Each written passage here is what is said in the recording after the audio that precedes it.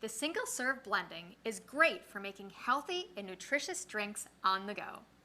The Ninja Mega Kitchen System single-serve has the high professional performance power of a blender now in single-serve cups.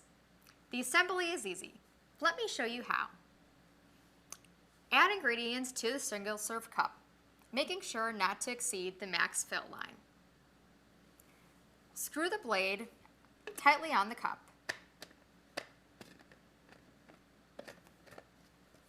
Remember, even though the single-serve blades may look small, they're still very sharp.